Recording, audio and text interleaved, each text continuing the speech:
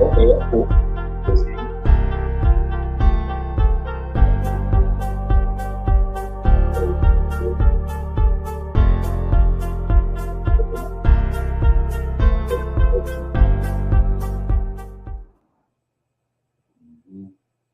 Join. All right, minimize that. Minimize. Dollar. There you go. Okay, minimize that. Minimize. Mm-mm. Minimize. Okay, we good. All right. Good. Yeah, go to banner. So what's the banner? Bang. Bang. All right. Good afternoon, everybody. Welcome to our family meeting. My name is Craig. I'm one of your certified peer recovery specialists. And sorry about that. I'm Paul. I work here at Capital Recovery as a recovery coach. And so, what are we going to talk about tonight, Carl? What is the role of the family in addiction and recovery? And you can see us at refocus.com. Refocus.com. What is the role of the family in addiction and recovery? So you can go online, as Carl said, and if you want this material, pull it up, get it for yourself, share it with a friend. We love to share good information with you. And so, without further ado, You start off. If you want to, go ahead, man. All right. What is the role of the family in addiction and recovery? Many people who have battled addiction find that their family members are among the most helpful people in their lives. During the early stages of sobriety, it might be challenging and confusing to navigate the family relationships during this period. In this piece, we'll go through the significance of having a supportive family environment when overcoming addiction and offer some advice on how to achieve that. Abuse and addiction substance can be detrimental to the dynamics of the family, eating away at trust and making it more difficult to communicate. There is a wide range of distressing feelings that can be experienced by members of a family who watch a loved one struggle with a substance use disorder. So, another form of disappointment is the hopelessness that those close to an addict feel. Members of the family can feel helpless and despairing when a loved one is trapped in the cycle of substance misuse. Examples of these things that can provoke this kind of paralyzing terror can shock include finding burnt utensils and used syringes. Ooh, wow. It says when someone you can care about is fighting an addiction to alcohol or drugs, it affects you to take a moment to picture a loved one caught in the grips of addiction. It is the case that you're probably experiencing a wide range of emotions from helplessness to rage to perplexity to guilt to frustration to despair. The emotionally complex is not an indication of fragility. It is normal to feel these things. Addiction is usually thought of as a family disease because of the strain it places on all members of the family. Although a person's struggles may have far-reaching impacts, loved ones can play an important role in the recovery process. However, loved ones can get sober and stay sober. With the help of family, friends, and family members can and should ideally take an essential role in the therapy process, even while they are seeing the pain of a loved one. Families typically play a vital part in the success of addicts' efforts to overcome their addiction. All right. And so we just did an introduction, and so we hope this are some informative material. And so this is not an individual disease. This is a family disease, as the article says. And we as family members, we play a vital role in one's recovery. So we're going to dig right into the defining family aspect. So let's hit that when it's defining family. Yeah, cool. All right, and so I'm going to read some, and then we're going to keep it moving. All right, it says defining family. A family can be defined in many different ways. It's not always the case that a family consists of three generations of a single lineage living under one roof, mother, father, children. One's ancestors and cousins also count as family. In this case, it can also include persons who are not related by blood, but are nonetheless considered to be part of the same family, such as godparents or close friends. And so here, I always like to say that we are not biological, we are not the biological family. However, if you have burned some bridges or your family has closed you off, I like to say that we are here as an extended family, whereas we are here to lend support and help you become independent and help navigate through any obstacles or most of the obstacles that we're able to assist you with. Not any obstacle, but most of the obstacles that we're faced with. I like that because, like Craig said, that like family members, some of the bridges that we do burn, or we can't repair some of them. Yeah. And some family members and friends don't are not going to engage in relationship with us anymore. And if it wasn't for people like Craig and people in the rooms, the guys anonymous that I go to and stuff like that, I do treat as family. But they understand my pain and suffering I went through and what I do in recovery now. And they play a big part in my life. Absolutely. So, we all are in this together, because I'm in recovery as well. So I know the pain and hurt that we all feel. So it's very important that we connect and be relatable to one another, not to be so much judgmental, but also to be relatable and to assist each other along the way. Because I know people helped me. They wasn't my biological family. However, I do have biological family, but they was there for me and continue to still support me, encourage me. So that's what this article is talking about. It don't have to be mother, father, child. It can be godparents or close friends. So the article also says a person family might be thought of as the foundation of their emotional stability. Even if they aren't connected by blood, the members of a family are nevertheless quite likely to have deep emotional bonds that keep them together. All right? Deep emotional bonds. And so in this field, we like to have compassion for one another. Let's talk about the other one, Carl. Addiction impacts the whole family. Sure does, huh? Addiction is a very common disorder. There is a ripple effect that affects not only the addicted person, but also the loved ones. Members of the family of someone who is struggling with the substance abuse may also go through a period of intense emotional turmoil. Addiction is a progressive condition, and as it worsens, it tends to cause more disruption in a person's family life. That it's likely that loved ones don't know what to accept from today and may feel helpless about the issue. And it says potential issues for households includes problems on the emotional front, problems with the money, questions of law. And violence. Ooh, oh, there, I didn't see this on the side. Thank you. Yeah. And violence. And so, as Carl just read, this is a progressive. This ain't no mild thing. This thing is progressive, and it has many risk factors that it can cause in one's household and also in society. Whether it be, it says emotional, money, problems with the law, it can be volatile, so therefore, these are things that we are addressing, discussing, becoming more aware of as we do these groups, so that whoever may be watching, they can learn better ways to how to cope and better ways to how to assist.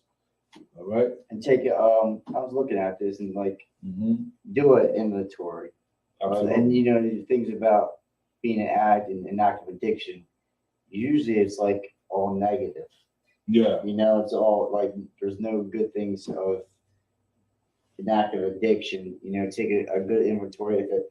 You know, ask you on some simple questions like, has it drugs and alcohol have changed my attitude? Drugs and alcohol has caused problems in the home, stuff like that. Ask yourself these questions, and it shows more of like how much it does hurt the family. Yeah, like, yeah. When we're wrapped up in it, we don't Yeah. completely understand Yeah. what's going on. Yeah. I like what you say, do a self-assessment. Yeah. You know, then that is, constantly ask yourself, how can I change? If I am causing bad behavior, if I am causing disruption within the home, how can I, as a person, uh, correct the problem, make things better, That's right. and only doing, especially when we're in recovery, Mhm. we begin to look and think clearer of what are things that we've done in the past, and now that we are more on a road straight and narrow, now we can be able to start making clear assessments. It takes some work though, doing and here Mhm. at Capital Recovery, we got information that we don't, out there we don't think of, and we read some things and talk with others. Mhm. It gives you a better perspective and looks at the bigger picture of things. Mhm. Because as an addict, I'm like can go in places, run off self will, not listening, not taking direction, and actually applying some principles and caring for others and taking some information and do a good assessment all around. Absolutely. Caring for others, not just being selfish. Man, this man, you working on something, Carl. I like that. Let's throw that down and let's see what the other one talking about. And that is family issues that play a role in active addiction. All right, it says perfect people and family do not exist. Let me read that again. Perfect people and families do not exist. Mm. This fact alone ensures that family members won't always get along. However, there are underlying issues that may initiate or exacerbate substance abuse and addiction. Addicts whose families deal with any of the following difficulties may find it more challenging to make ends meet. The following issues come to mind: disputes in social interactions, hard times financially, intractable personality, conflicts, lingering issues from the past, negative emotions such as anger and hatred. I like that one. It says intractable personality, conflicts, lingering issues from the past. And so that when I read that, I'm thinking about forgiveness. It's a lot of times people find it very hard because of the things that we have done to them. And as is always said, we can't put a time limit on someone's healing or their pain. And so there may be some things that we've probably said or done to a loved one, or somebody in society that they may not be as willing to forgive so easily. It may take time. And so it may be lingering issues in the past. And there's things I think you have to, for me, forgive yourself. How are you going to forgive and others and love others if you ain't, dealing with yourself and forgiving yourself and showing love to yourself, and then it usually says lingering from the past, like it says, it can just come with you're taking stuff from your past into your present. Oh man, that's heavy. That's major. You take these burdens on and you hold on to them, Yeah. and we call them resentments. So we hold on to these things, and they're not good for the soul. Yeah, I like that when you say taking things from the past and bringing it into something new. And a lot of times we, especially with our behaviors, a lot of times if we never dealt with how to address our past behaviors, our past experience of how we dealt with people, and try to bring it into a new relationship, it's gonna do a lot of damage. It sure does. Yeah, so that is real good.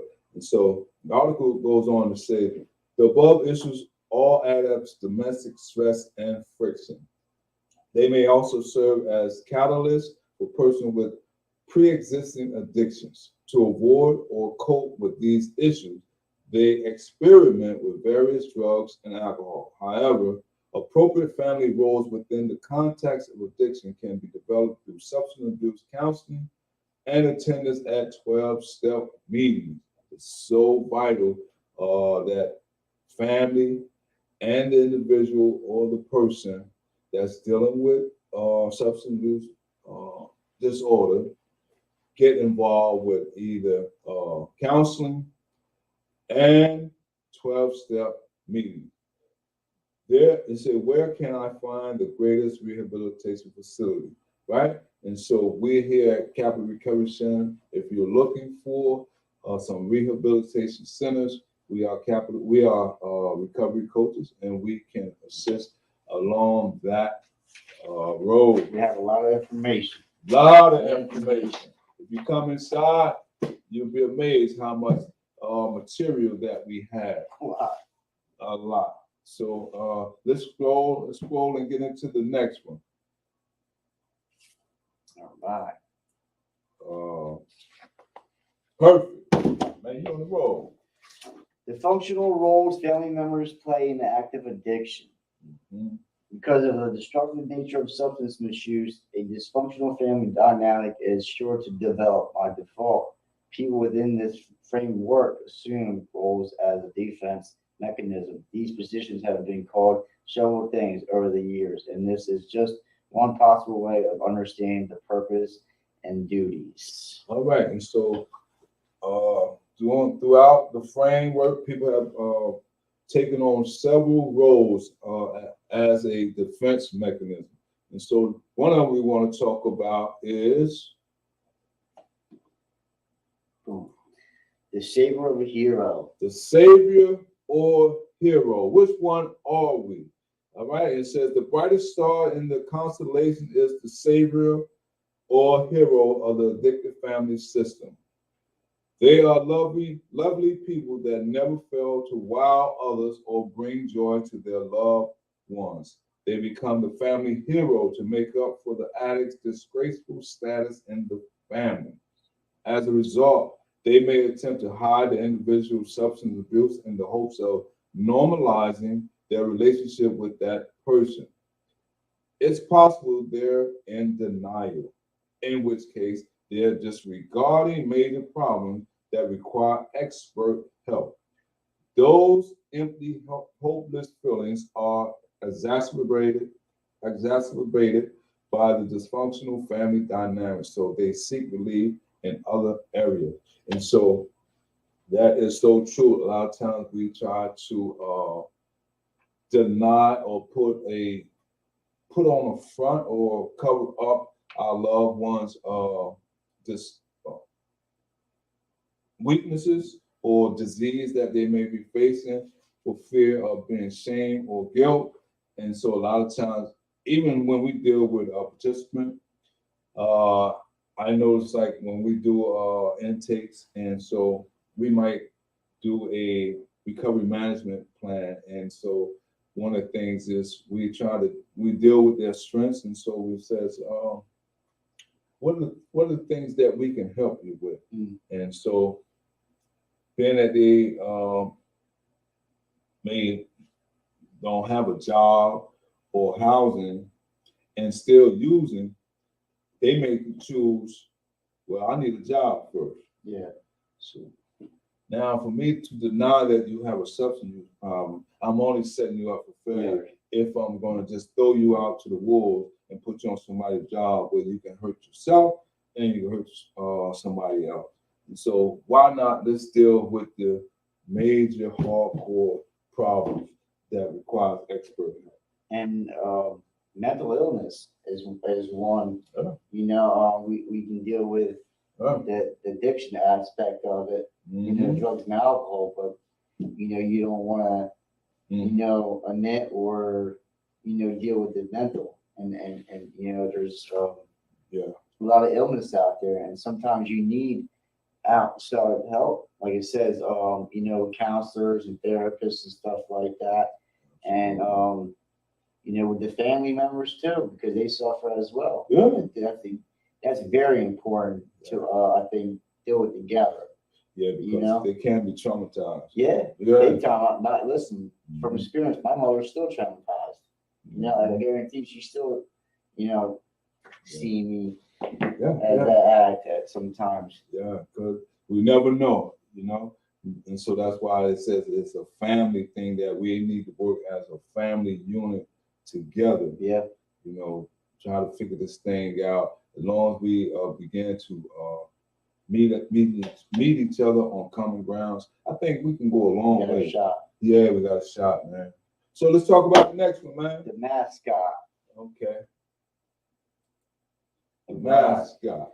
The family stress levels drop significantly after the mascot joins them. Some people may make comments about the individual with the subs that are rude and hurtful. The mascot makes light of serious situations, deflects criticism by using humor. Unfortunately, this is often transformed into a dysfunctional strategy for dealing with stress.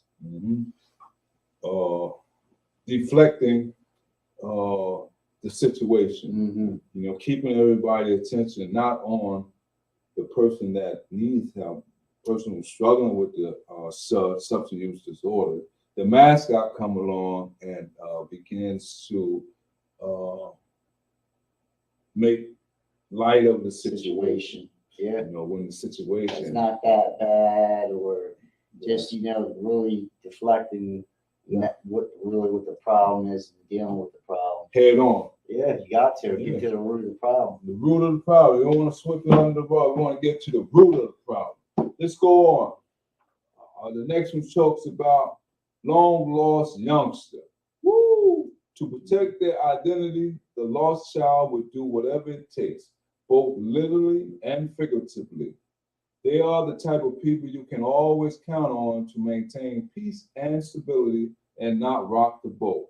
To that end, they will go to great lengths to avoid arguments and stuff their emotions. Because of this, they are able to keep from exhausting the family merge emotional reserves while suffering greatly within themselves. So the lost child is one, it could be a young person in the house who actually see all the pain, but begin to mask and cover up their actually feeling. And so if we constantly ignore our feelings, not being able to identify how we're feeling and to address those feelings, we can go through life not even being in contact with ourselves, because we begin to take on a role outside of ourselves. Instead of being a child who's developing as a normal child, now the child begins to take on some of the responsibilities of an adult. I didn't think about stuff like that when I was out there doing what I was doing. And I started at a young age. I used to take on a role that wasn't even prepared for it. Yeah. Not having structure or a father figure in my life or any kind of direction or healthy, some boundaries or, there's a lot of things that I didn't think of until I got clean and sober, Yeah. Now it's like I got a lot of stuff to work on. Yeah. And, you put the drugs and alcohol down, it's like I can't just do that. Have a lot of information and talking with other guys and stuff like that. Yeah. That's where I get my help from. Absolutely. Each one, teach one. They say iron sharpen iron, men sharpen men. So by us sharing our stories and by just getting it out there, it frees us from the bondage of the hurt and pain that we actually been feeling ourselves. And so now we be able to do what you said earlier, do a self-inventory. And so now we do a great evaluation of ourselves. So now that when we come into other people who are hurting, just as we went through the hurt and pain, now we can Pass it on. pass on some comfort and some hope and some aspiration. All right. I don't want to talk too much. Let's go on with the other one. The one made to pay. The one made to pay. The scapegoat is the unlucky family member who gets made to shoulder the blame. The scapegoat is the individual who creates phony issues to deflect blame from their own actions. They are quite successful at taking the focus off of the person with the addiction and onto someone else. Onto something else, I'm sorry. Yeah, the one made to pay. So the one made to pay is actually began to take on some of the blows of the hurt and pain that the person who actually suffered from the disease. Now the person who is an innocent bystander, you know, who can be a mother, father, Yep. a child, a cousin, brother, sister, whatever. Now they began to pay as a result. And so this is very serious. This is very serious. It's so important that we discuss these things openly and not always, you know, behind closed doors. It's good to do it behind closed doors, but it also I encourage, you know, if you have a family member and you're going through this, seek some type of support group because there's other family members just like yourself who's going through it and you're not alone. You know, a lot of times when I was coming up, I used to think that I was the only one going through what I was going through. And one of my principals used to tell me, say, don't think you're the only person who's going through what you're going through or experiencing in life. There's also other people that experience. You know, I always thought I'm the only one, you know. Alone. Yeah, why me? You know, no, it ain't just you, it ain't just your family. As the article said earlier, if you're looking for a perfect family, you ain't gonna find it. It doesn't happen. It ain't gonna happen. Everybody got their issues, everybody got their thing. And like even without the drugs and alcohol, like families have issues and problems, That's and right. it's always great to have support. Yeah, Everybody needs support. Everybody needs some type of, you know, love or whatever. You know, it's just great information to like just yeah. To be able to bond together. yeah. You don't have to be blood born. You can just be able a close friend, someone that you can network with. You know, we talked about sponsors, therapists, counselors, clergy member, whoever you feel the closeness to be able to open up and share, someone you can confide in, someone who is not going to share your information, Yeah. someone that you can truly trust and who's going to give you positive advice along the way. And so we're about to close out, but the one we're gonna talk about is the one who facilitates, saves, and cares for others. By offering justification for the addict's behavior, the enabler shields them from any negative outcomes, right? And enables someone who either does not care about the addict's action or is powerless to make them stop. Addicts' loved ones often try to soften the blows of the consequences that would otherwise follow from the addict's action. In many cases, this conduct may be traced back to an individual attempt to avoid humiliation and shame. A person's capacity to recover from addiction can be hampered if they don't make any changes to their daily habit. All right? So the article says a person's capacity to recover from addiction can be hampered if we interfere with the process of helping them get well and get sober, get back on their feet. And so we cannot take the blows. We got to let people face issues head up, you know, and be truthful about if they're ready for change. for them consequences, like, Yeah, family members and our friends want to take on our burdens and, like it says, soften them up some. yeah, And, that's just, because, my mom did it out of love.